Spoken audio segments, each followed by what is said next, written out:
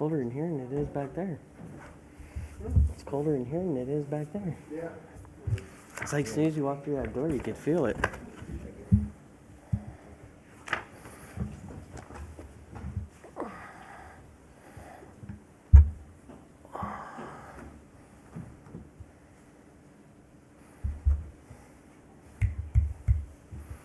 She said 1 minute. 1, 2, 3.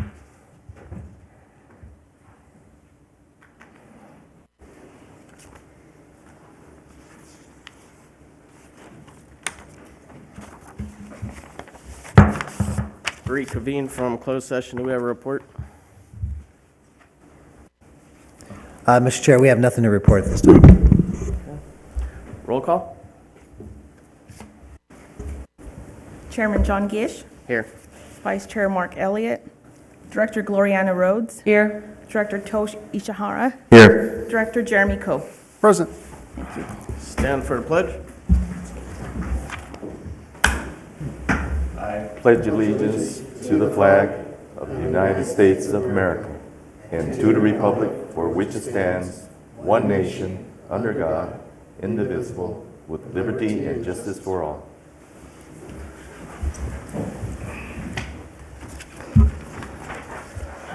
Declaration of conflict of interest to my left. None? None. Public comment or presentations. None at this time. Public comment. No request, Mr. Chair. Move on to the consent calendar. Or consent items.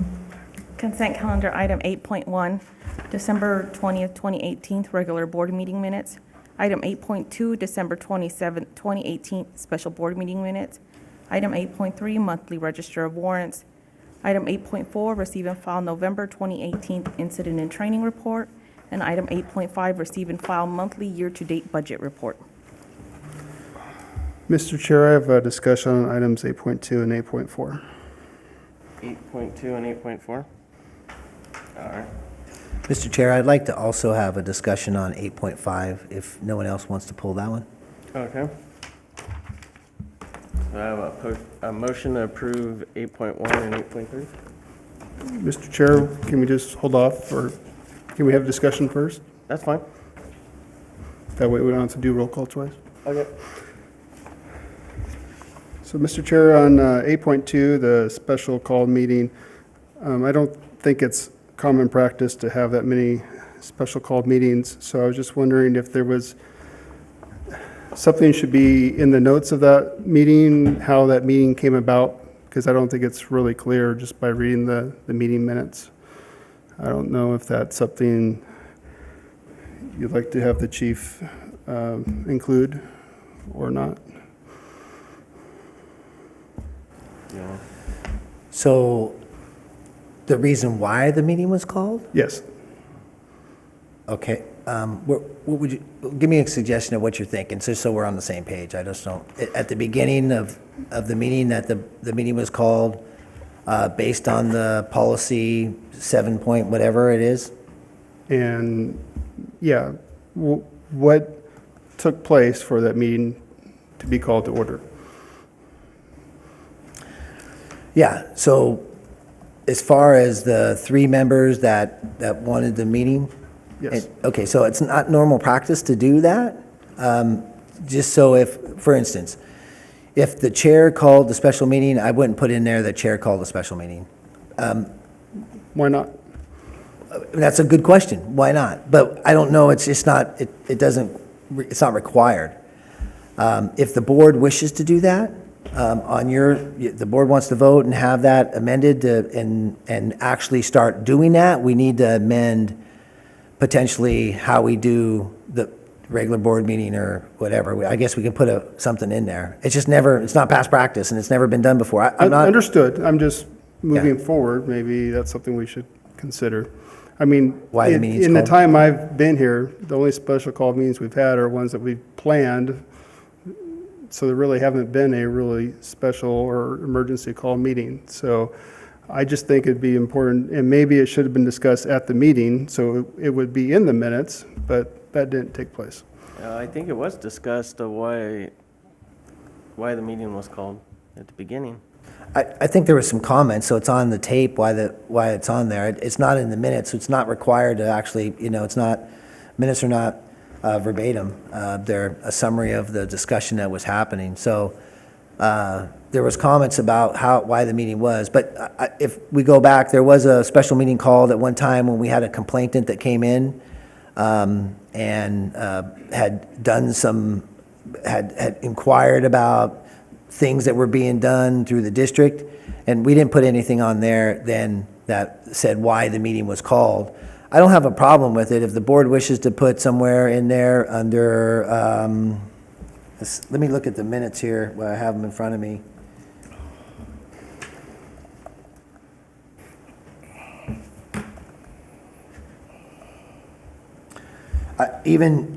I guess, called to order based on whatever, special meeting called to order based on, under call to order.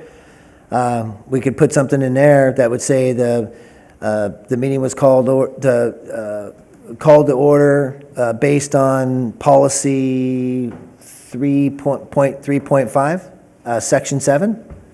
You know what I mean? Something of that magnitude. I mean, would that be okay? But that covers both. That covers whether a chair calls it or 3 members submit something in writing. I mean, is that, I'm just trying to, what would you like me to put? I can put whatever you want. I guess at the end, I can put whatever you guys want. I guess that would be a good start, Okay. unless there's any other comments. Is there any other comments? Well, a long time ago, we decided we wanted to go with the action minutes. And I understand where you're coming from. It kind of leaves people wondering, well, why did they have a board meeting? Especially when we make that fortune of what, $75 for an extra meeting? There's always somebody that can say something about it. On the other hand, I think that it might affect all meetings. I understand your point of view. It is, we want to be transparent. We want to have the clarity. However, when we have 7, 8 items on the agenda, if we don't stick to the action ones, we end up putting a lot of comments. I don't know. I really don't know. I'm not sure. I was personally asked Okay. why I called this meeting, and I said I didn't. Got it. So I'm trying to address that for anyone put in that position in the future. Then maybe the policy of, it would be good to just address the policy that gives us the authority to call a special meeting without having to go into a lot of non-action, items. Yeah, You and know. that kind of at least gives them a pathway to read that section. And I'm not sure if that policy is online or not, but it would at least give them a pathway to do that. So they could, at least, if they were really curious and questioned it, let's just say somebody from the outside did have questions of why you called a special meeting and what gave you the authority to do so. If we gave them the pathway, meeting called to order at 0600 under policy, blah, blah, blah, section, and I'm just saying that because I don't have it in front of me. I know it's 35, I believe, but there's a section that actually has for special meetings. Then they would at least be able to say, can I get a copy of that policy? It gives them a pathway to get to that information. I think that's a good idea, actually. Similar to what you do for closed session. Exactly, that's what I was just going to say. Yeah. Okay. And if there was a closed session item, then obviously it'd be under there why it was. So, okay, so we do have it agendized, and we do have the item that was on the agenda, so that sounds good. Okay. 8.4. For 8.4, on the incident and training report, page 29 of the packet that was emailed to us, I believe is page 2 of the actual report. I'm sorry, page 3. So it would be page 30 of the packet emailed to us, page 3. I noticed a lot of asterisks by each of the different positions. Now, it may just be because the PDF copy I have doesn't reflect what may be in the Excel spreadsheet, I don't know. But what asterisk goes with each position? Maybe instead of an asterisk, maybe a 1, 2, 3, 4, for Cliff Notes. What does each one of these definitions correspond to? Well, I think that's so each asterisk definitely corresponds to the table that's listed in there, right? Do you have a table that has the asterisks by it? Right, but which one goes to which one? That was going to be my next. If you have that table, once we exceed 2 or 3 asterisks, we need to start numbering them. I completely agree with Okay. you, and so I'll make That was just an observation. No, it's a great observation. So me knowing that doesn't make it transparent. That's nobody's in my head, and no one's in Chief Madowski's head that has put this together. So that's a legitimate question, and we should, once we've gone over a couple of asterisks, we need to start numbering them so that we can specify which one is what.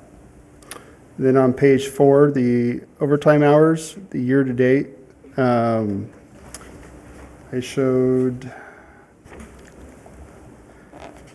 for the strike team, 16,178 hours of overtime for strike teams. Does that include the backfilled hours, or is that only the hours deployed out of county? Yeah, it is a backfill. So Okay. when we calculate those strike team hours, is somebody's on overtime for that deployment, whether they're here on overtime or they're on overtime. Gotcha. And then just a note, total of 29,598 for a single year. That's a lot of hours. And That's- thank you to the staff for going above and beyond. I know they get compensated well for it, but it's time away from your family and day-to-day life, so I appreciate all those that do that. Page 7, the fire investigation. I like all the different pie graphs and everything. I was just curious, and you may not be able to answer this right away, but you show the determined cause and undetermined cause and then convictions. Do you have any kind of, do you guys keep track of accidental versus arson or intentional? I'm just curious. Yeah. If there's, where those pies graphs or numbers were. I'm not asking for it right now. I'm just saying, is that something you guys actually record as well? Yeah, so there's suspicious and then non-suspicious fires. So, but when we do the investigation on them, we have to determine, first of all, we eliminate all natural causes. And sometimes natural causes are just people with people with a candle, that they weren't suspicious. And then there's suspicious fires where you can even determine where the cause is. You can know what the cause is, and it's still suspicious and it's under investigation, but you don't have enough evidence to convict anybody or actually take it to the next step. I think with the new sheriff, we're going to see a lot more assistance, and that's one of the things that he's promised for us, is that he's going to allow us a little bit more assistance with investigating some of our suspicious fires. We've had several. We can tell you what the cause is. We just don't. We don't have enough. Typically, the previous sheriff wanted pictures, literally, of somebody starting the fire before he would assist us with the investigation. And so when you get into the interrogation portion and then taking up information of looking at license plates and researching that, it does take personnel time and effort. And so we're hoping to get that better. I can look at if we can actually add some component of that into this report if you'd like. I don't think it needs to be in the report. I was just But a curious thing I had Yeah, came to it's, mind. in the NEFRS, it gives us an opportunity to check that. Okay, So we can pull it. We can pull a record of that. okay. Thank you, Mr. Chair. That's all I have. Hey, Chief, do you want to hit 8.5? Yeah, so 8.5, I just want to briefly touch on it because we have done a lot of hard work to get us to an area of where we have not had to rely on the teeter so much. Normally this time of year, there's a significant amount of money after we've collected, right? We always teeter a little bit from the beginning of the year. We've gotten to a position with our reserve fund that carries us through most of that. We teeter a little bit, and I don't want to say borrow the money, because we don't really borrow money. They give it to us, they gap fund us. And then we get our first installment of taxes, which is 53% of the normal tax allocation that we'd get. And then that takes us through for another, typically 4 or 5 months, and then we teeter a little bit towards the end, and then we get our next installment of 47% in April. The reason why you look at the financials and you go, well, that's not very much money, how is that going to normally, we've done a lot of hard work to have that reserve to carry us through. And the reason why is because, as Director Coe has pointed out, we have over 29,000 hours of overtime. So I just wanted to touch base on a couple things that are missing out of that, and what I've done to solve that. One of it is Measure C. Normally, Measure C money, we get we have enough money in there to actually transfer the whole amount over mid-year. And this year, we didn't get it for some reason in enough time to do that, so we only transferred over half of it. We do have the money in there now to transfer over the other half, but I'll wait till the end of the year to get that to you, and normally. They did change the way they do the electronic transfers of Measure C money, and from this point forward, it will line up with our budgeting, and we will be able to do it appropriately, because we have a reserve in our Measure C also that allows us to transfer over the full amount of Measure C anticipated revenue that we budget for mid-year. At the same time, we get our normal allocations of money. The second is, we're still waiting on our CLSP, which is $64,000 that we haven't gotten yet. Our hazmat pay that we get for the city that we contract with them, the agreement we have, that's still coming. It should be here this month. And our operating or maintenance of our fuel tanks, since the city, we share a fuel service together, and they pay about $16,000, $17,000 annually for us to maintain that. The big one is this. We had $947,000 in return money for out-of-county pay, almost $1 million of out-of-county pay. It hasn't all come because they have 280 days to get it to us. We are still missing almost $800,000 of it. So if you were to add the $800,000, the CLSP, and the O&M, all that, you would see that we'd have a lot bigger amount. The other issue we faced is with the shutdown of the federal government. We haven't received our allocation of our federal grant. So we'll get that. It's in the works. It's slow, is what we told. It's not completely shut down, but that's about $250,000. So when you start adding all that money up, that would really be your balance that we'd be moving forward with, where we wouldn't have to teeter that money. We're in no way in any hardship at this point, but I just wanted to explain that so the board realizes that we know that number doesn't look right, and there's reasons for it. So that's why I wanted to bring that up. Entertain a motion to accept the consent items. Mr. Chair, I'll make a motion to approve 8.1 through 8.5. You want to go for it? I'll second it. Have a motion and a second. We'll vote. Director Coe? Yes. Director Ishihara? Yes. Director Rhodes? Yes. Chairman Gish? Yes. Scheduled items, 9.1. Okay, Mr. Chair, long and have been waiting for, we contracted services with Management Advisory Services for the missing and long-needed policies for the governance of the organization. And so we have today Jack Dillis from Management Advisory Services to present to you the policies that we've gotten to at this point.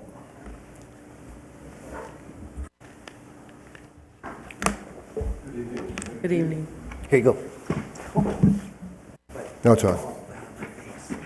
Oh. Thank you.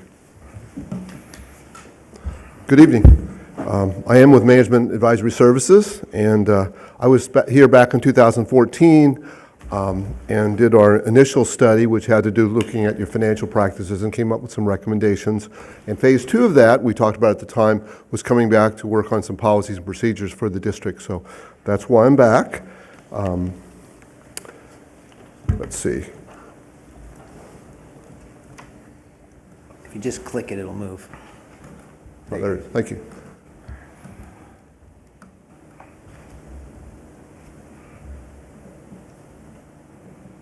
Yeah, there you go. That'll work too. There it is. Okay. I'll just have to click it gently, not too hard. So the purpose of our project is to, of course, prepare district policies and procedures to, one, codify the Board of Directors' policy goals, secondly, guide district staff implementation of practices, and third, enhance internal controls over the assets and money that you have, resources. Our basic tasks and deliverables are, first, to review your existing policies and procedures, particularly those adopted since 2014 when we were here last. Also, to interview district staff concerning actual practices, and staff's been very helpful to answering questions and describing the procedures that are currently used. And lastly, to provide draft and final versions of the agreed-upon policies and procedures. And we're looking upon what you're seeing tonight as our draft procedures at this point. So we want to hear any feedback or things that we didn't get quite right or did make a lot of assumptions, so you may want to look at things differently. In a lot of cases, it's just something I'm presenting as a good practice. In other cases, some of these things are actually required by the law or proposed by your auditors, your independent auditors. So we have 19 policies. And I won't try not to drag on too much about them. What I'm going to do is describe briefly the purpose of each policy, why it's something we're presenting, and secondly, to just cover a few key concepts that I think are important, either because they're important by nature, or because we're suggesting something different than what you're doing now, or because it may touch on a particular responsibility of the board that I thought that we should highlight. But of course, happy to talk about any aspect of the policies that you want to talk about. And feel free to ask questions as we go along. If not, I can certainly answer any questions at the end. So the first policy to talk about is procedures concerning donations that are made to the district. And the purpose is to document procedures to follow when the public makes monetary donations to the district. And so one key concept is, sometimes folks will donate things for very good reasons, for specific reasons. Other times it's not, it's just a general donation. And so we're suggesting that if the purpose of the donation is specific and it's feasible for the district to honor that purpose, thank you. I don't know if you're used to using that, I'm sorry. If it's feasible to honor that intention, to follow that intention, then that intention should be followed. On the other hand, if it's not feasible to honor the purpose of the donation, sometimes you may get a lot of little donations. I don't know if you do or not, but you may get little ones, and there's a lot of work involved in keeping track of that and making sure you spend it exactly like the person intended. So the policy here would read that if it's not feasible to spend the money in the manner in which the donor proposes, then suggesting either don't take it, give it back, or ask the donor, hey, do you mind if it is more work than it's worth, can we just spend it on something more general? Also suggesting that all donations of $1,000 or more should formally be accepted by the board. And it's because if somebody in the public is making a generous donation, I think it's a good idea for the board to know that and to maybe possibly publicly thank them for doing that. So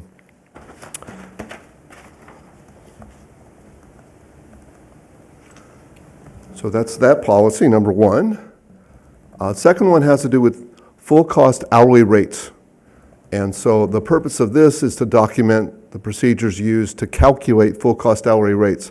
And those are important because that's the foundation, the basis of fees that you would charge to the public for services that are rendered. And so one key concept is that regular hour personnel rates, and I'm distinguishing regular from overtime, but regular rates would include, of course, all the, and I've actually done a spreadsheet which we're still trying to get a couple questions answered for some of the details, but the procedure would not change here. So to calculate the regular hourly personnel rate, we take the total salaries and benefits of each position employed by the district, that total cost, and then we divide that by what's called the productive hours, and I'll explain that in a moment. But basically, total cost divided by productive hours gives you a simple hourly rate. And then we take that rate for everybody in the same classification, for instance, firefighter, and average those rates and come up with an average hourly rate, and that would be something that you would charge the public, use to charge the public for services provided. I mentioned the productive hours. What that is the normal hours in a year for a worker, and you take the normal hours and then subtract from that vacation and expected sick leave, and for those employees that take holidays, take that time away as well. So you get direct hours. Productive hours is direct hours actually worked or expected to work. And so that's clear, but that's, again, total cost divided by productive hours equals hourly rate, and collapse it into each classification. And then for overtime, it's a little simpler than that. You just take the hourly rate of each position, multiplied by 150%, because normally overtime is paid at 150%. And then, again, you get a rate for each position, average that for each classification, like firefighter, and get an average hourly rate. So that's a simple formula, and yet I tell you that the spreadsheet actually has, the staff helped me compile, has a lot of pieces to it. So we'll move on to reimbursement of training and travel expenses. And I would point out that the chief and I had a brief conversation about this, so we may need to noodle this a little bit more, but I thought it was important to get the concepts out there and describe to you. So of course, the purpose is to establish procedures so that it's clear how employees and board members get reimbursed for their travel and training costs that benefit the district. Key concepts: the policy describes authorized and unauthorized expenditures, requires that the business travel exceeding $1,000 be authorized by the fire chief, and there's nothing that's not required. It's a good practice, so I think at some point the dollar amount could be different, but it's important, I think, that the fire chief be aware of when there is a significant travel cost. Thirdly, requires that government or conference rates be used for lodging rates, or else that lodging be limited to $150 per night or IRS rates. There's a lot in there, but basically the government code says that for board members, that in particular, that there need to be some rules and some numbers around what's paid for lodging. And so you can either just use IRS rates, but they say if you don't specify rates or use language that says get the conference rate or the rate available for folks attending these events, then so you either set a dollar amount or whatever the rate is that's reasonable given the conference rate, or you agree to follow IRS rates. And when you follow IRS rates, you need to be careful because the rates are different in different areas, and they also vary over time.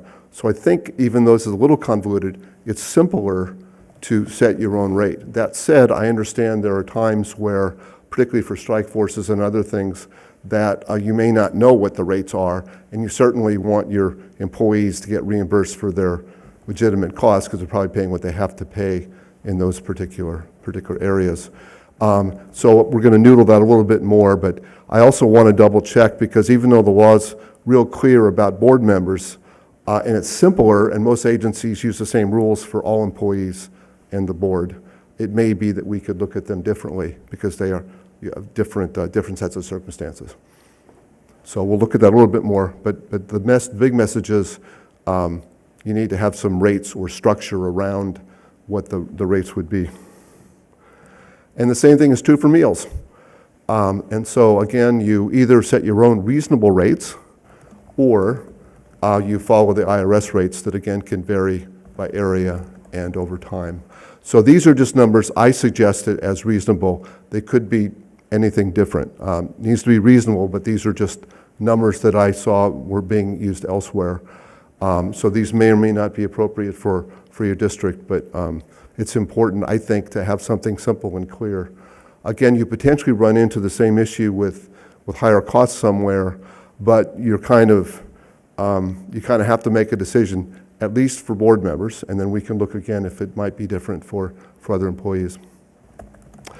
There's also a requirement that all travel expense claims be submitted on the district expense form. Now, you don't currently have a district expense form, and again, it's clear for board members that needs to be one under the government code, and it's simpler certainly if everyone uses an expense form.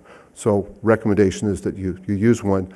I haven't designed one, but I have lots of examples, and that's the next step to actually design that form.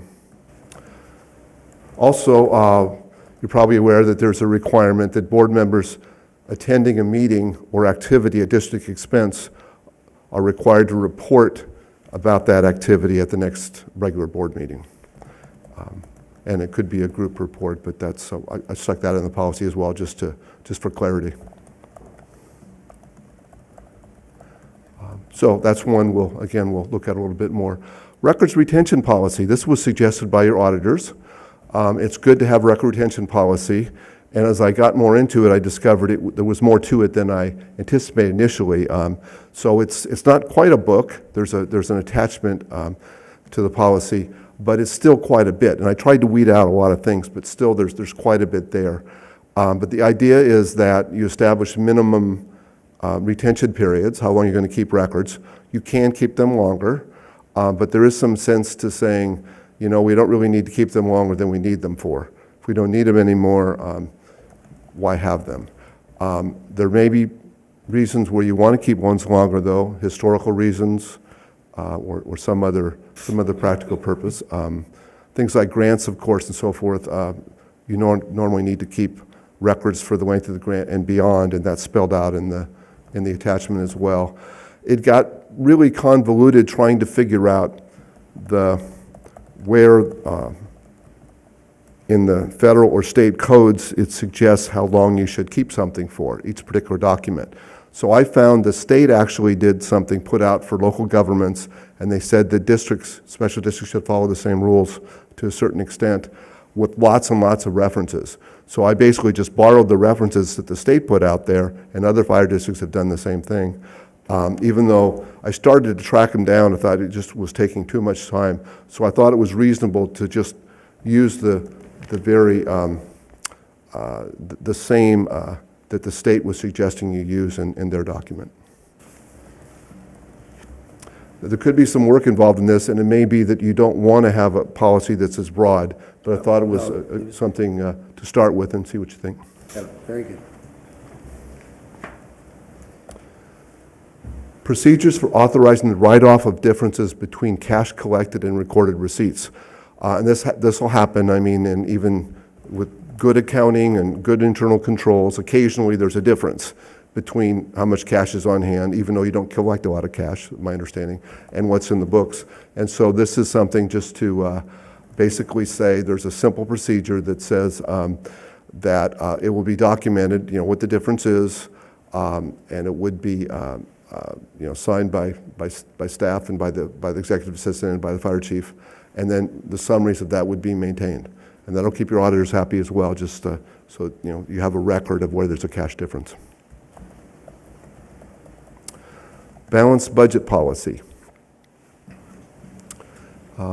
This is to provide for a budgetary approach that matches your expenditures required to maintain your goals, your service goals, to match what you need with your resources, with the revenue coming in, so that fluctuations in general fund revenues and expenditures don't negatively impact emergency services. In other words, you want to see your revenues match up with your expenditures and have a balance. Now, people use balanced budget in a lot of different ways, and I could argue that any budget is balanced because it was adopted and there's some source of money coming from somewhere. But the idea here is that operating revenues should fully cover operating expenses and at the same time maintaining your reserve level. And we'll talk separately about a minimum reserve level in another policy.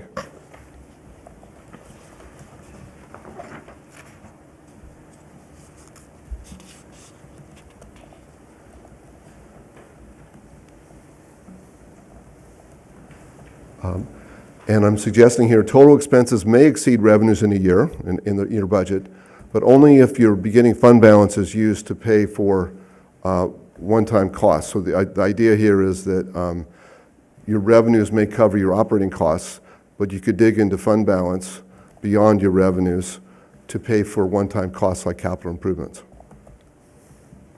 Again, maintaining your reserve balance, however, your minimum reserve.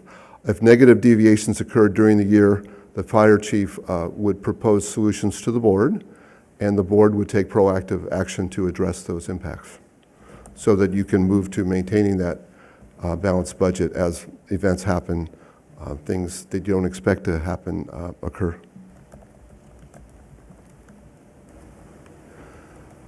Next, the Conflict of Interest Code disclosure policy. You currently have a conflict of interest policy.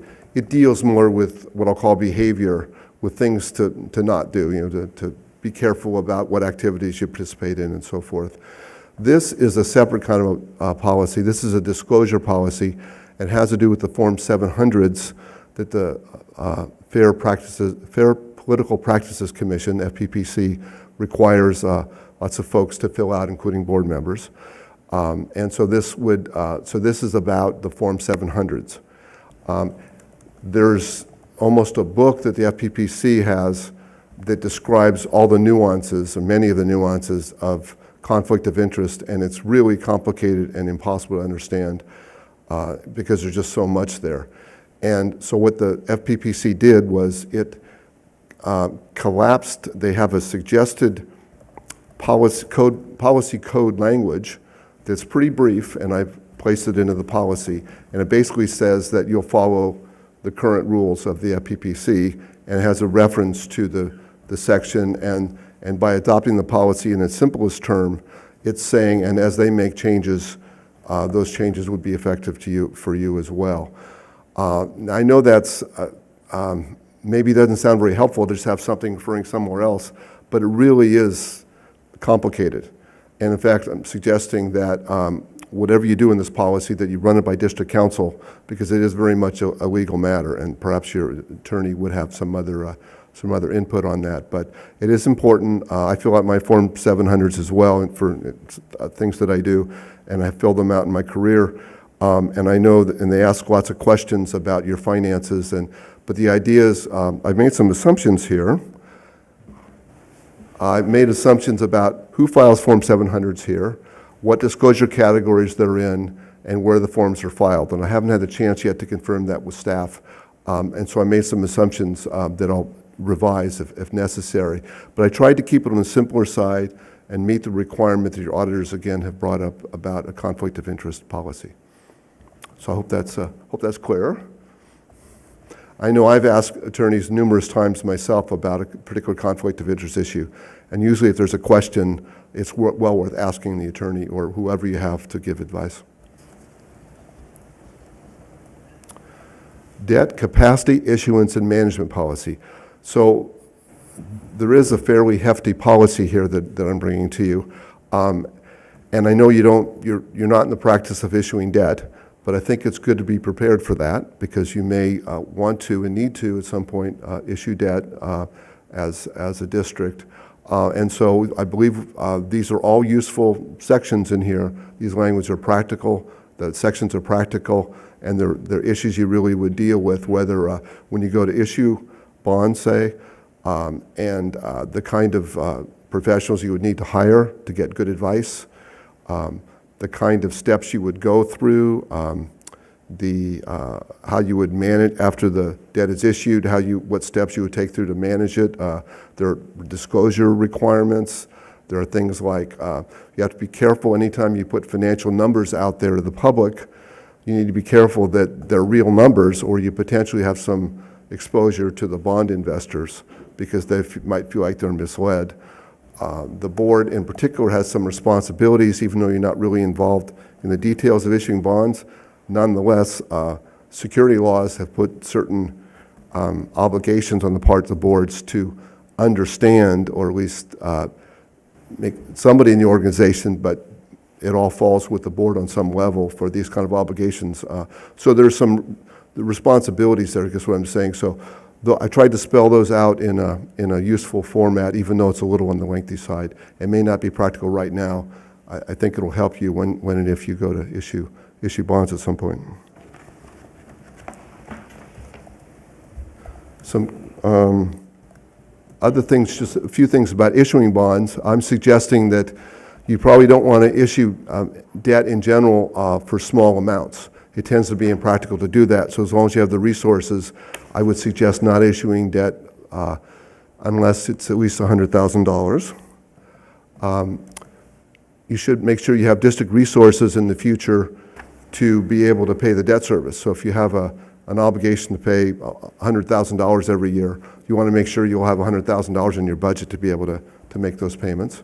It's also useful to have a limit, what percentage of your annual budget should go towards debt service. And I know this is a little bit of a void right now, but I think 5% is a useful number, so hopefully you'll find that to be useful at some point.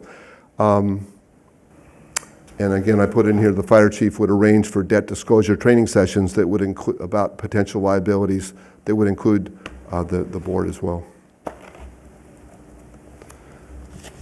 So I'll move on to fees and charges. Again, this is about identifying the manner in which user fees are set and to establish the extent to which fees should recover the costs of providing services. So I've broken this into a couple pieces. First, for non-emergency services, permits and inspections and so forth, fees should be set to recover the full cost unless otherwise established by the board. So I wanted to give you some flexibility, but of course in this day and age it's useful to be able to, it makes sense to charge the full cost. Sometimes there are legitimate public policy reasons why you charge less, but as a starting point, I like to suggest that you charge full cost. And then for emergency services, I understand you charge folks that receive services from outside of your district, you charge those residents. And I would make the same suggestion about that the fees be set to recover the full cost unless otherwise established by the board. I recognize and put in the policy that you do not charge for emergency services to residents within your district area. Suggesting that fees be revised upon a comprehensive based upon a comprehensive study every 5 years. Doesn't have to be exactly 5 years, but that's a useful time because sometimes the methodology gets old. The district may have changed its service levels. There may be something that's different that would cause a need to take a new look at your fee structure. And in the interim, I would suggest that your fees be adjusted annually by a CPI, Consumer Price Index. Move on to financial information transparency policy. And transparency is maybe an overused word these days, but I think it sends a good message. It's basically saying that the public should know what you're doing in the area of finances in particular. So this would describe the types and frequency of financial information and reports that would be provided by staff to the board and to the public. So I've listed here things that you're already doing. But it was useful to have them, I think, in a policy. Your monthly financial reports that the chief brings, the annual budget, the annual capital improvement program, and the annual audit. They should be placed on the board agendas and brought to the board, of course. And then the reports should be posted on the district webpage, and I see that they are. So I think that's a good public service. The public will have confidence in what you're doing. Fund balance and reserve policy. So you have an existing policy about fund balances and reserves. I've split that into two pieces, proposing to do that. And the first one deals with reserve levels, and the second one deals with reporting, fund balance reporting, how that needs to be handled in your financial statements. So we'll talk first about the fund balance and reserve policy. I had some notes, so I want to turn to that. Okay.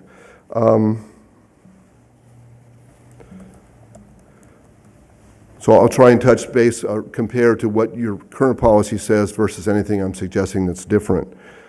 So of course, the purpose is to provide for a prudent level of unreserved and reserve fund balances to protect against the need to reduce service levels due to a temporary shortfall in revenues or due to unseen or extraordinary operating or capital expenditures or due to cash flow requirements.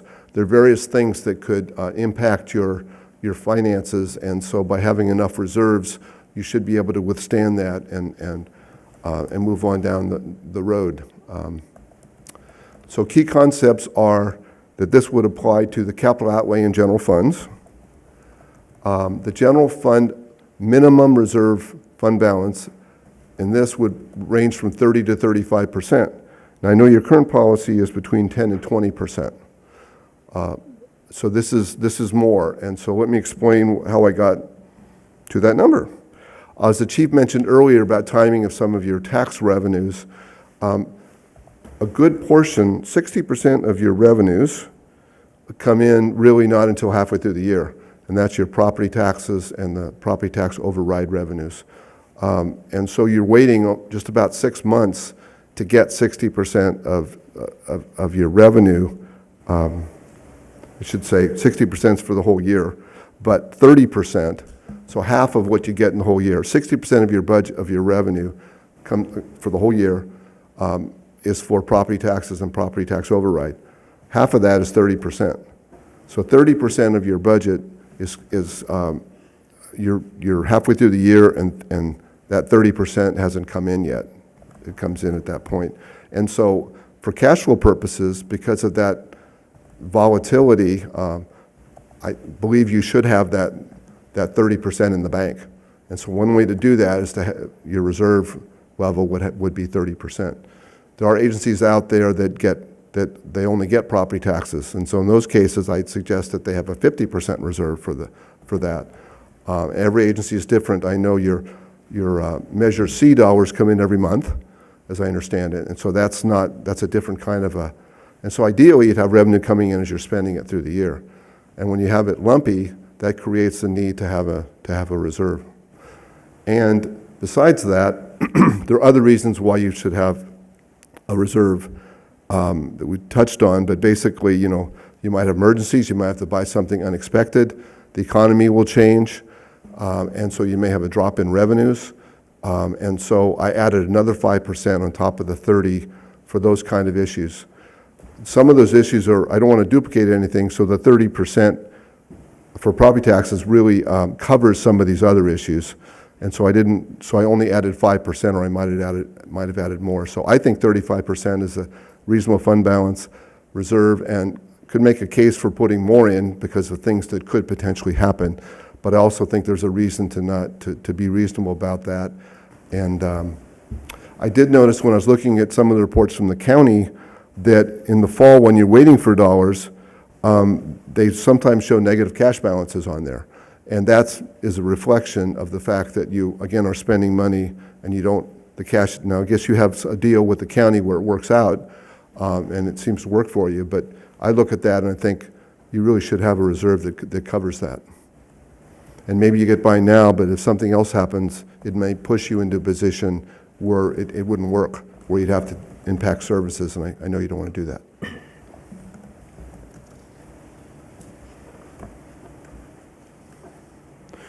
I'm also suggesting for the capital outlay fund, the district should aim for a target fund balance. Turn to that. I skipped. Well, let me go back. I won't talk about capital outlay yet. So then, when the reserve falls below 30%, and this is similar language to what you have now for 10%,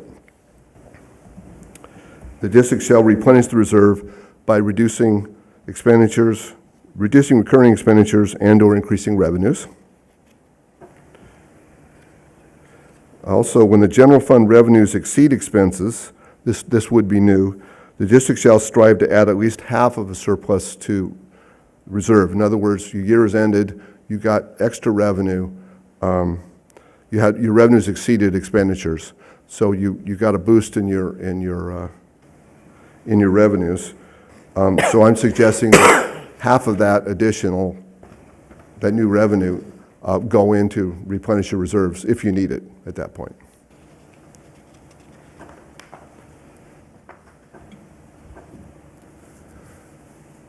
When the reserve exceeds 35%, and again, this is similar language to what you have now, the district shall consider the surplus available only for one-time expenditures, equipment, capital expenditures, or other one-time costs. And then moving back to capital outlay fund, the district should aim for a target fund balance equal to the average annual projected capital outlay for the following 5 years. So if you have 5 years of expected capital outlay expenditures, I'd suggest having the average of that as a reserve in this fund to, because you may, it'll help your cash flow, and I know generally your funds get into that fund by transfers out of your general fund into your capital outlay fund. So I think it'll help stabilize that and make sure you have sufficient funding for capital outlays as you go down the road. And then, of course, the board may designate specific fund balance levels for future capital projects. So I know there was a lot there, but basically I'm suggesting increasing reserve levels and thinking about when you have a good year, what you do with that extra revenue.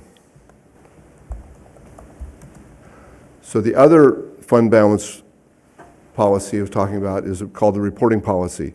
And this has to do with accounting and there's a classification process. Your current policy talks about it briefly, but I thought it was important to spell out the different types of fund balance. So this is all about what you put in your financial statements and really conceptually what your fund balance is made up of. And so I'll just briefly go through the several different kinds. There's something called non-spendable fund balance, and that has to do with something you can't spend, like a prepaid expense. You've already paid for something, you don't have the cash, but you have an asset there. Then there's a restricted fund balance, and that's where there's, outside of the district, there's something or somebody who's restricting your use of the dollars. It could be the state laws, it could be a contract or a grant, but those are restrictions, and so you're required to call that restricted fund balance in your financial statements. Then there's committed fund balance, and that's where the board commits part of fund balance to a specific purpose. And when you set up a separate fund like capital outlay fund, that's committing it because you're saying we're going to use that money for capital outlay. Assigned fund balance is kind of the same thing, but it's not quite as formal. It's saying you have an intent to use some of your fund balance for a specific purpose. And then unassigned fund balance reflects everything else that you have that's spendable. So I know it's a little on the technical side, but I tried to keep it simple. Infrastructure replacement policy. This is to identify existing infrastructure requirements, including equipment and so forth, replacement cost estimates and funding options. And so key concepts: district, of course, shall maintain inventory of equipment, buildings, and other structures costing $5,000 or more, and I know you certainly keep inventory. The district shall determine how replacements will be financed, including you have different options, and there are pros and cons to all of these. One is pay-as-you-go, so basically you pay for things as you go, and the advantage is you have the money. Disadvantage is it can be a little on the not a flat expenditure, but you might costs go up and down from year to year. You could set up a replacement fund where you contribute annual amounts, and that might smooth your budget a little bit more, although it may take more cash to fund it up front. You could do debt financing, which costs you some interest costs, of course, to do that. You can also apply for grants, which certainly it's good to have more money, but sometimes grants are a lot of work, especially small ones. So I always like to think about, is it worth the effort of applying for a grant, even though, generally speaking, most people want grants because it's potentially free money. Interfund transfer policy. This is to provide guidance for the transfer of dollars between different district funds. And so here, all interfund transfers not included in your adopted budget shall be approved by the board by resolution. And I know San Joaquin County requires you to do that. And so you normally, if you transfer money between funds, you'd adopt a resolution. You'd send that off with a request to transfer dollars, staff would, to the county. And that's what's currently occurring, but this policy just documents that that's the process. Journal entry policy and procedures suggested by your auditors to describe the timing of journal entries to book financial activity in the district's accounting records. And so the policy goes into specific areas that the auditors raised, that I won't go into all those, but basically necessary journal entries shall be prepared by staff at year end to prepare for the annual audit, and the journal entries would be prepared by the executive assistant and approved by the battalion chief. Again, I need to bounce those approval levels by staff, but that's what I put in the suggested policy. Professional consultant selection policy. This would establish a uniform procedure for selecting consultants that provide professional services like accountants, architects, engineers, auditors, environmental consultants, planning consultants. I'm not sure you'd have that, but anyway, that type of consultant. Your current purchasing policy exempts consultants, selection of consultants, so I wanted to put that in a separate policy. So here, posing that an informal procurement process would be used for professional services costing less than $100,000, and that formal procurement process should be used for professional services costing more than $100,000, and I'll explain a little bit more about that. Also, I didn't put on here, but what indicated that the battalion chief would have authority using a request for qualifications for anything under $5,000 for consultants. So the formal procurement process would include a formal request for qualification, or RFQ, from at least 3 providers, would be negotiated by staff and then would be approved by the board. So the board would see any that cost more than $100,000. And then to be clear, because professional consultants should be selected primarily on their qualifications rather than only upon cost, various factors may be considered in selecting a consultant.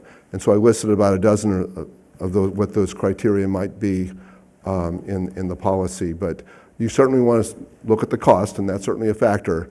But generally, most folks think that it's important to find the person with the right qualifications and then negotiate with them and try and get that cost to what's comfortable and works for the district. Moving on to long-range financial planning policy. Of course, this is to emphasize and facilitate long-range planning, financial planning, and to provide a long-range approach that matches your expenditures necessary to provide your service goals and to match that with your resources. So match your costs with your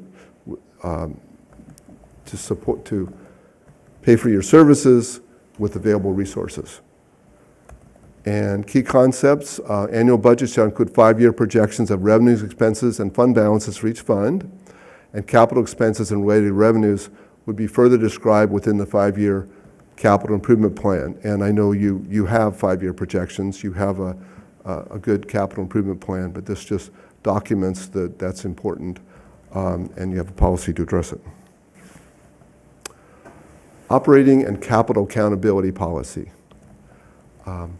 This is to establish a policy for periodically reviewing actual expenditures and revenues in relation to the budget and to address variances and advise the board about current cash balances and fund balances. So the chief mentioned, so you do have monthly reports. The chief was describing one of them earlier this evening. And so here, but again, this is documenting. So here is a policy. Actually, some of this language was in your existing purchasing policy. I know the chief and I talked about perhaps taking out of the purchasing policy and showing that separately, because it's not exactly a purchasing issue, even though it touches on purchasing.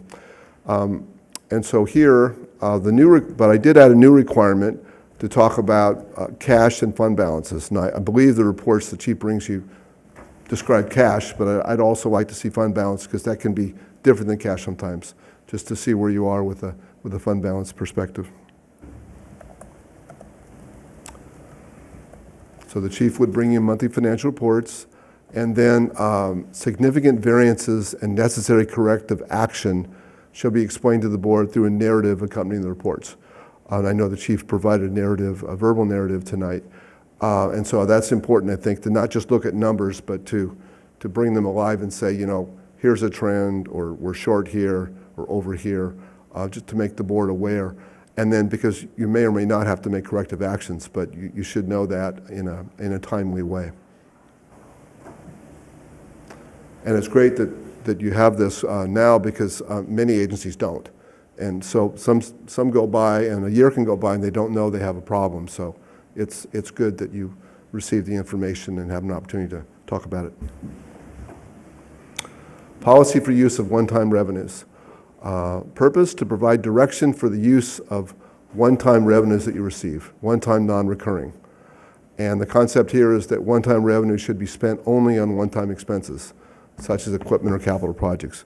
And of course, the idea is if you get money one time, you don't want to spend it on something that's going to happen year after year, because you won't be getting that one-time revenue in year after year. So it helps to just say we're going to spend one-time revenue on one-time expenses.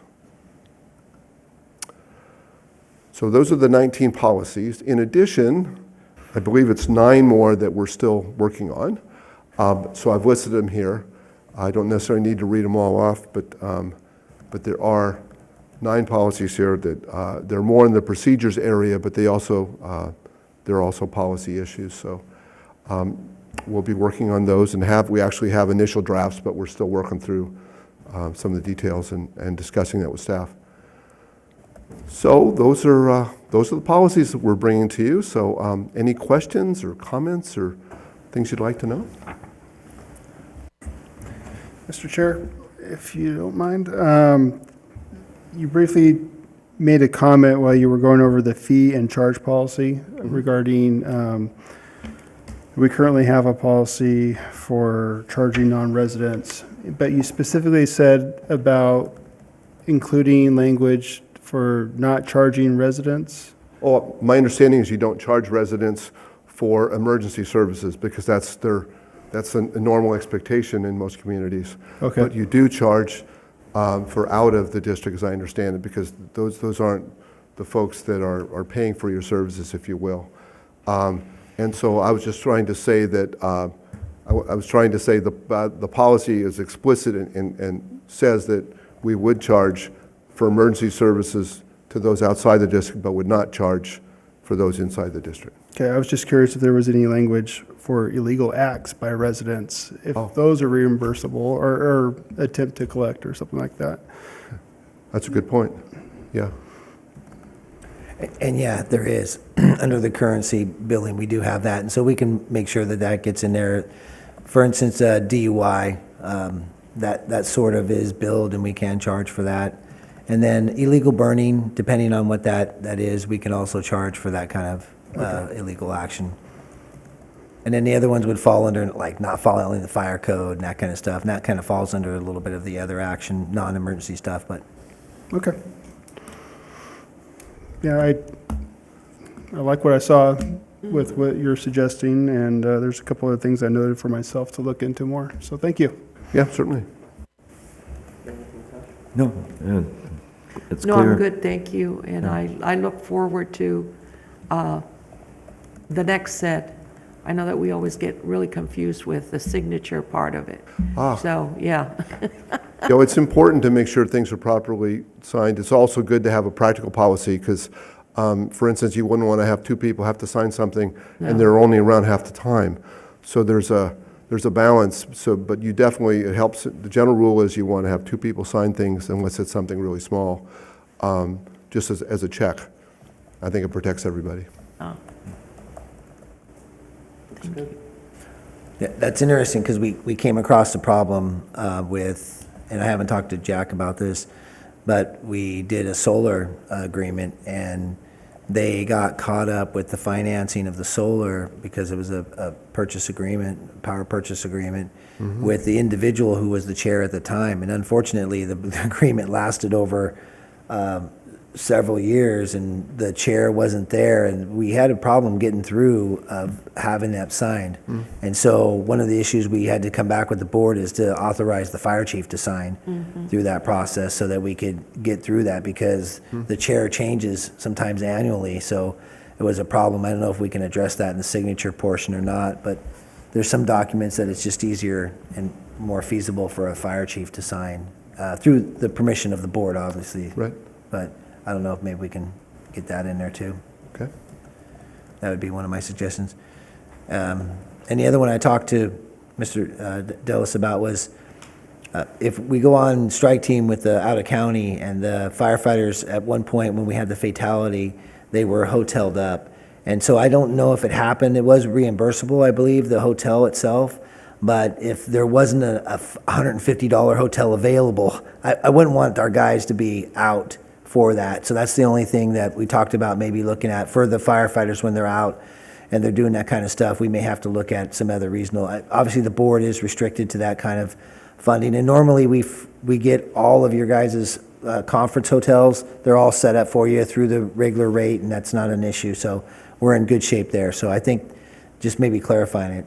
I do want to thank you, sir, for bringing what you did and working with us on this. It's been enlightening and pleasant working with your company.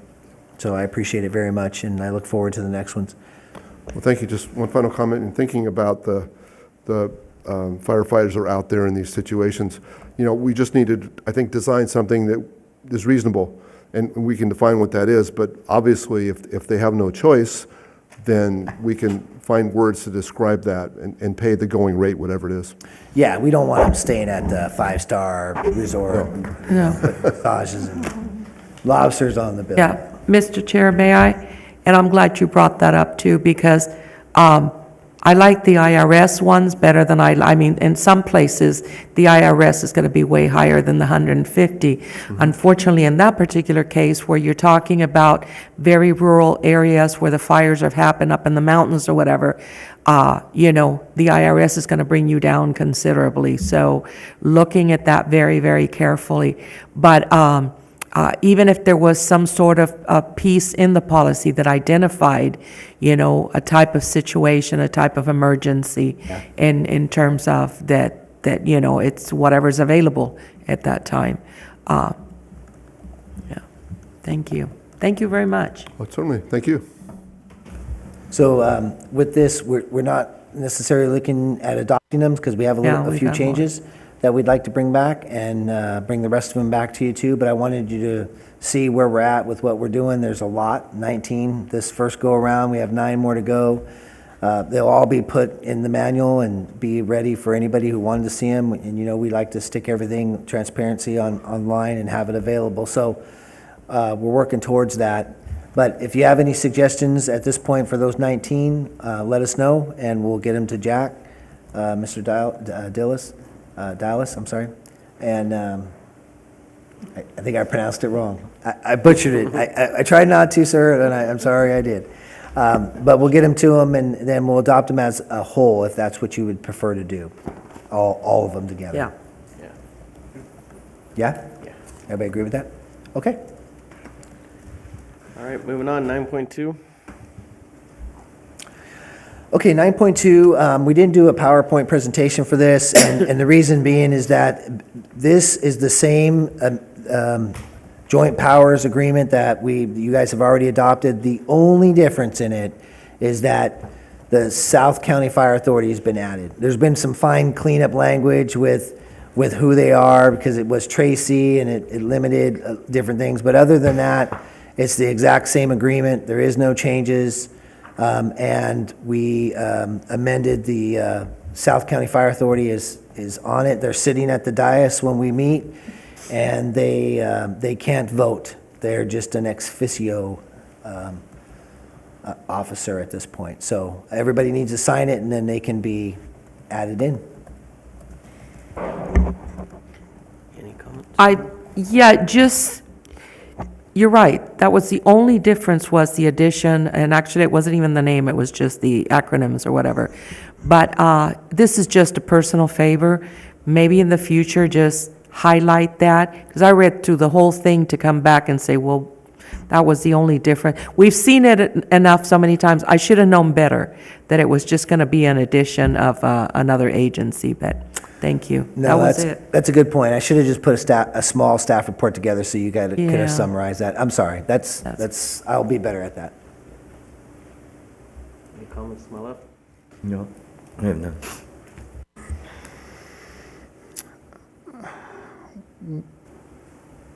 So the cancellation, termination, that didn't change? That was changed previously?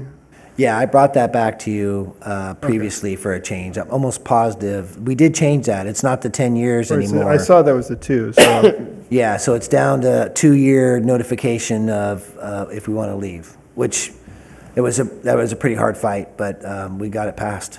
So it was good. no further comments. Entertain a motion? I make a motion that we adopt Resolution 2019-01, a resolution to adopt the Second Amendment and restate its San Joaquin County Regional Fire Dispatch Authority Joint Exercise of Powers Agreement. I'll second that. First and second, roll call? Director Coe, Yes. Director Ishihara, Yes. Director Rhodes, Yes. Chairman Gish. Yes. Informational items, 10.1, Chief's Report. So we have an update on Station 35, and I'm going to let Executive Assistant Ariola, she's going to go through some video, not video, but pictures. Hold on.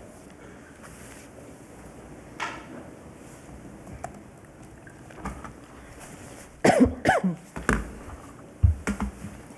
you. Oops. No, I did the same thing. Of course, it's not going to work. So I'll talk to you while she's bringing up the pictures. Shouldn't take very long. So we did make some progress with, there she goes. There's the pictures there. Okay. If you have any questions, ask, and I'll be able to articulate anything additional.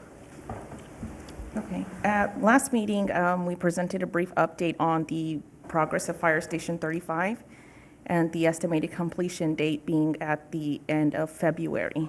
So we have a couple of pictures for you to show you where the progress is right now. This is looking at the fire station basically from the street view. This here, of course, is the apparatus bay. We're seeing the outside of the dorms, and this being out towards the community room, large training room.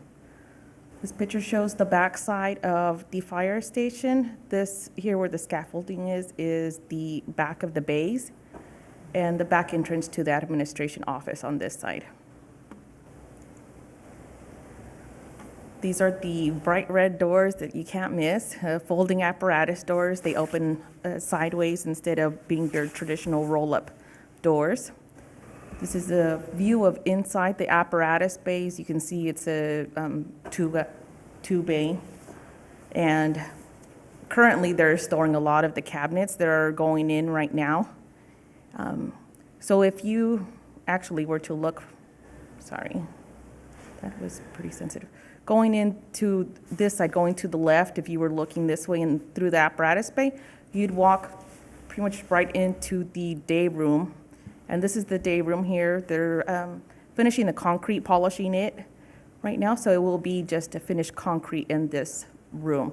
So the day room faces this way. We're looking at having the television here with the recliners set up in that area. This is the view from the day room, open dining room, and the kitchen. And there will be a center island right here where this is here. So if we were to exit basically from that kitchen area, walking towards the west, we almost enter what would be the administration area. So this, over to the right here would be some crew offices. This is the reception area, and then I'll show you some pictures of the reception area. So this is where you enter. Basically, this is now the administration wing. So this is the inner reception area where we have 2 staff members seated up here. and we'll have a roll-up window so that we can attend any of the public from this side. This is the lobby entrance, and we'll be able to close this and close this off after 5 o'clock after hours. There's also an after-hours window that leads basically to the crew workstations, so anybody that were to come in after hours can also be assisted right there. This currently, I know it's not a pretty picture, but it's what the large training community room looks like. So this is where we can potentially hold any type of meetings, have the community rent it out, use the space. So we're looking at it with being completed and everything, all of the furnishings in there, we may be looking at being able to sit comfortably 50 to 60 people. Over on the other side, this is one of the administration offices. They're all pretty similar in size. They have carpet along the edges is what you see the border coming up here. And the color is actually more of a lighter gray. This, and the picture's showing more of a greenish tone. So the back side of that crew window is actually where the crew workstations are. There will be desks for 4 firefighters. So we'll have desks here and also the entrance or area to the radio closet, which will also be under lock. Then this little hallway here will lead to the dorm rooms and the firefighter restrooms, crew restrooms. And our crew restrooms it's an individual restroom and shower.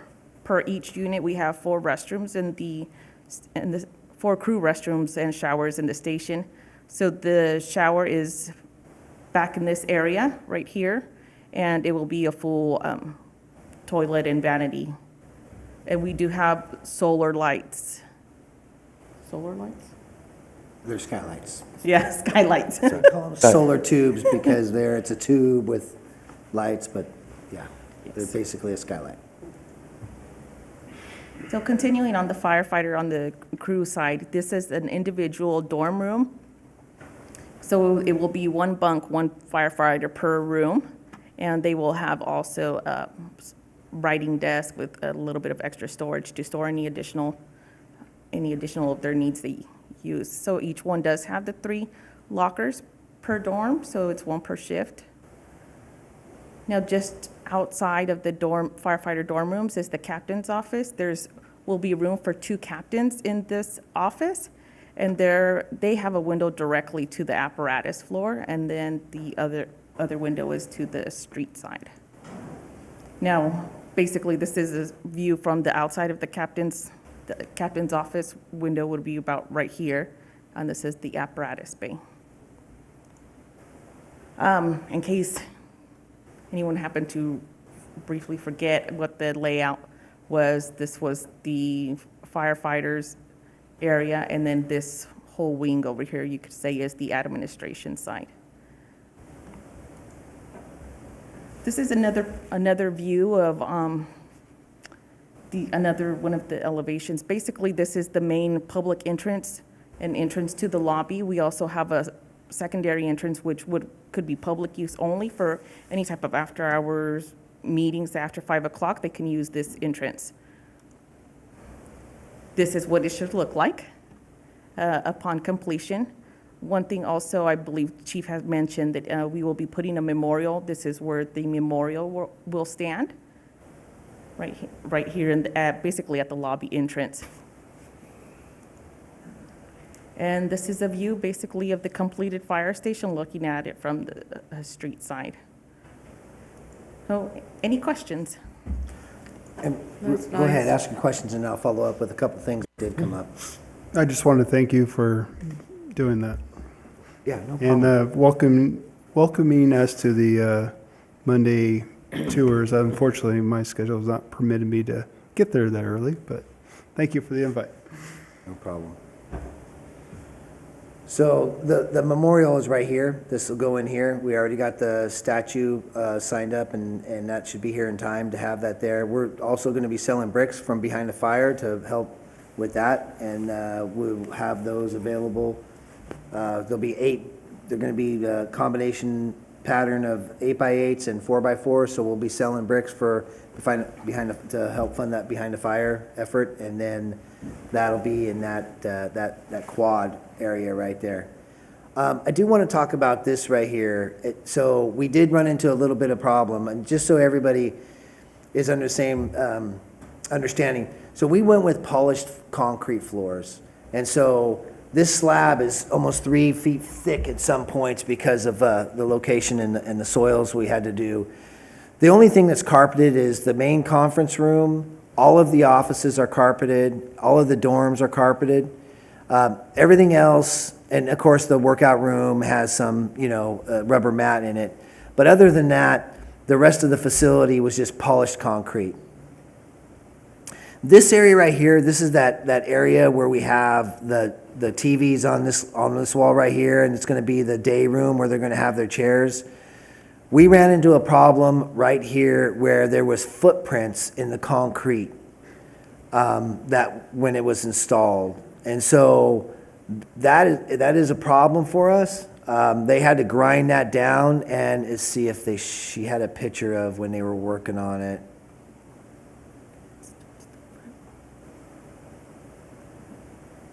Oh, I went too far, I'm sorry.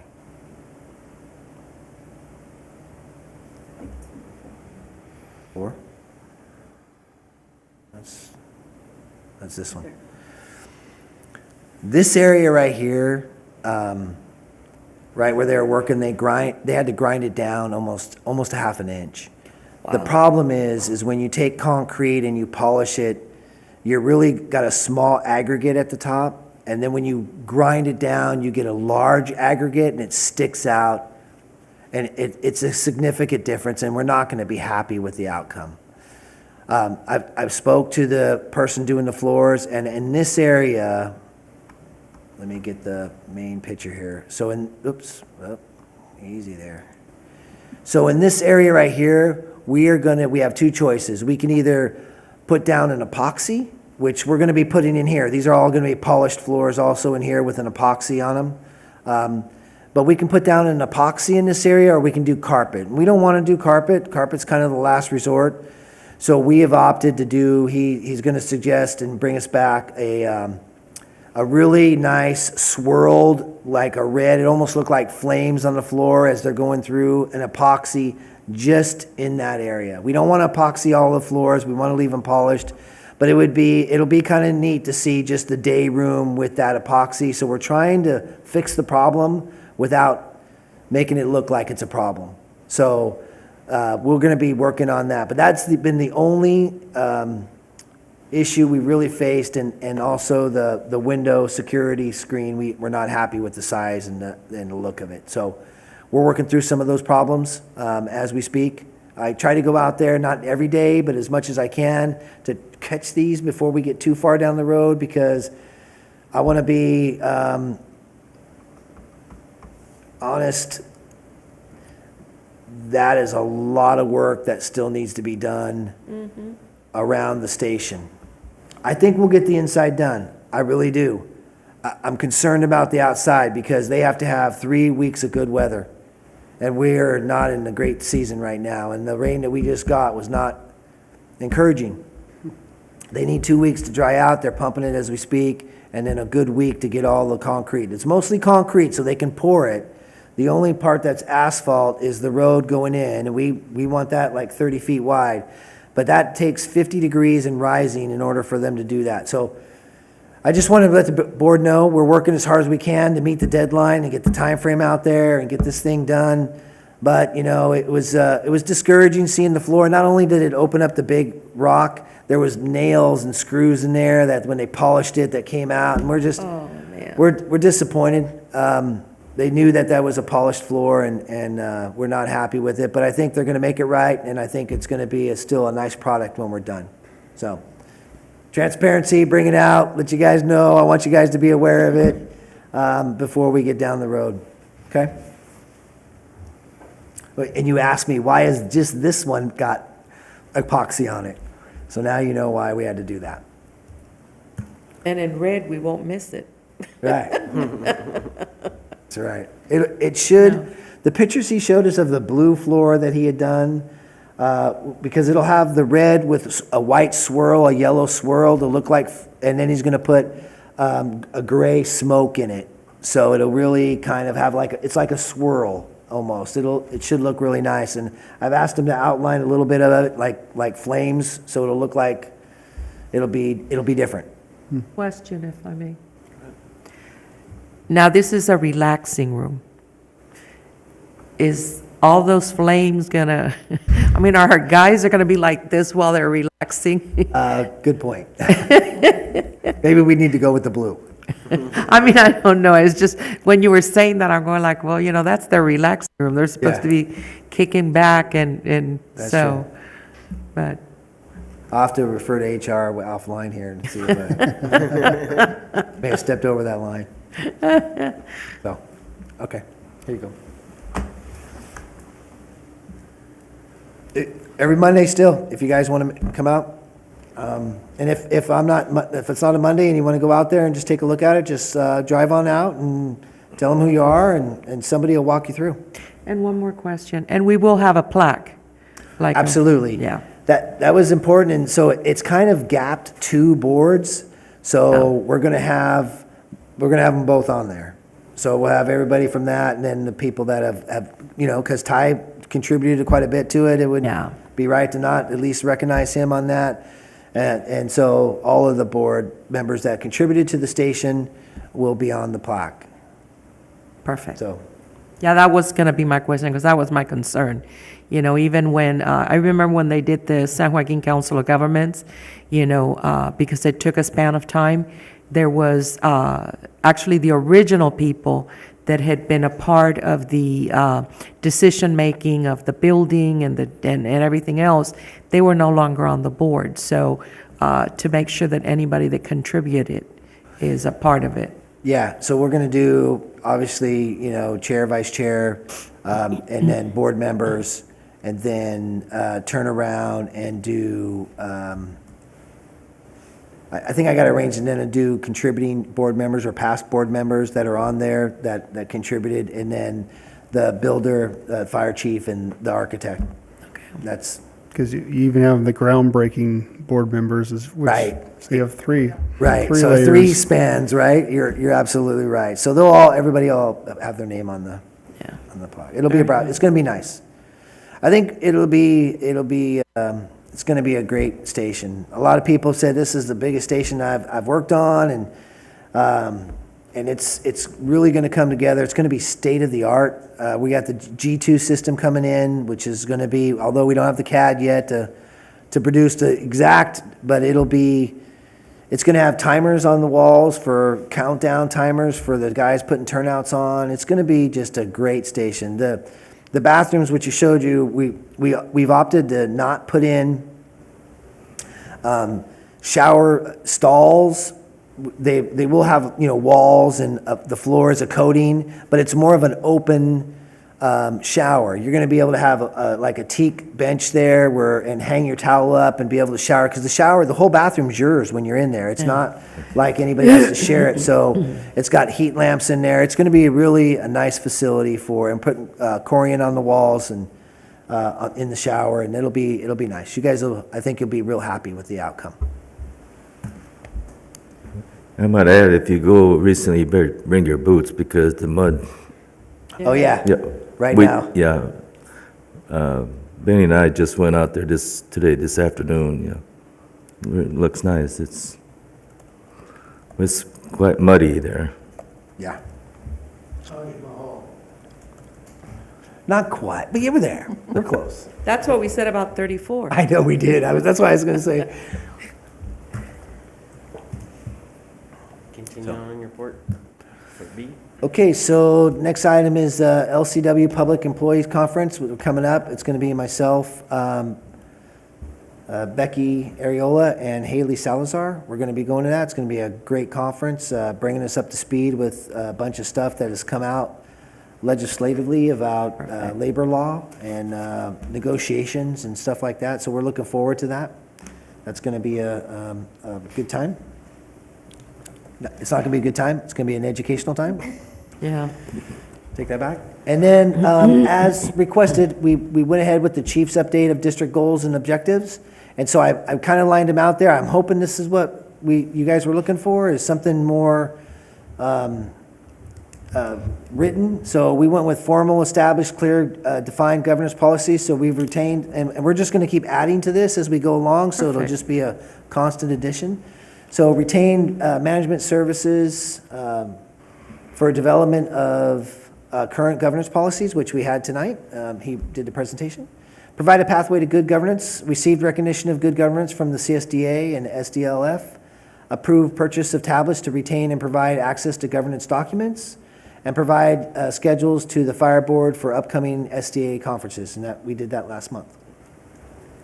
And then we have also the engage the community to support and provide volunteer service. And we've conducted sidewalk CPR. I don't know if you saw some of that on Facebook. Yeah. And people, the Target one really did well. Samart did okay, but I think it might have been a weather and timing. But the Target one did really well with a lot of interaction with the public. We've added some members to our CERT program this year, and we've also conducted our open houses, and they were accomplished in July and August and whatnot. So I think they were more successful this year when they were last, and I think that'll be an ongoing. This next year, we're going to have 5, plus a grand opening. So be prepared for the grand opening. Should be March, second week of March, somewhere around there. We'll do the grand opening of the new station, as long as we get good weather. So. Yeah. The last one was begin to lay a foundation for regional training. We have currently certified 1 instructor for low-angle rescue who will now start teaching in-house state-certified classes. And we've also have identified instructor candidates to receive certifications in Rescue Systems 1, RS1, and Trench Rescue. We do have other people trained in CPR. We're doing the child safety, car safety seat program. It's not really training anybody, so it didn't really fit, but we're sending people for that additional training to bring back more outreach. And I'll probably put it under the outreach process once we get the certified instructors back. And that's all I have. Thank you. Board comments and referrals to my left.